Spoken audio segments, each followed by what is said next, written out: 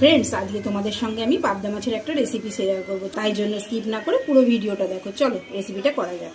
প্রথমেই নুনগুলো দিয়ে আমি এটাকে ম্যারিনেট করে রাখবো।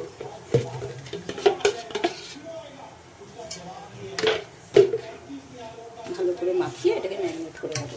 মাছটা এদিকে ম্যারিনেট করা হয়ে গেছে। আমি এদিকে নিয়ে নিয়েছি কিছুটা লঙ্কা, সর্ষে আর নিয়ে নেবো পোস্ত। এটাকে ভালো করে পেস্ট করে নেবো। চলো পেস্ট করা যাক। এদিকে কড়া গরম হয়ে গেছে, কড়াতে দিয়ে দেবো তেল। এদিকে তেল গরম হয়ে গেছে, এবার মাছগুলোকে আমি ভালো করে ভেজে নেব। মাছগুলো এক পিঠ ভাজা হয়ে গেছে, এবার মাছগুলোকে আমি উল্টে দেবো। মাছগুলো সব ভাজা হয়ে গেছে, এবার তেলে দিয়ে দেবো কালো জিরে আর কয়েকটা কাঁচা লঙ্কা চেরা। এইবার দিয়ে দেবো পেস্ট করে রাখা মশলাটা। এটাকে হালকা নেড়ে চেড়ে নেব।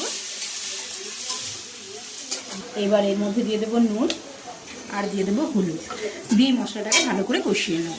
যতক্ষণ না তেল ছাড়ে ততক্ষণ আমি এটা কষিয়ে নেব। মশলাটা দেখো কষানো হয়ে গেছে, এর থেকে কত সুন্দর তেল ছেড়ে দিয়েছে। এইবার দিয়ে দেবো আমি পরিমাণ মতন জল। ঝোলটা ফুটে গেছে, এইবার আমি দিয়ে দেবো ভেজে রাখা মাছগুলো।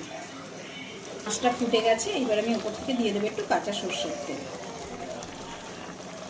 এই দেখো ফ্রেন্ডস, তৈরি আমার পাবদা মাছের তেল ঝাল। এইভাবে বানাবে, খুব ভালো লাগবে খেতে।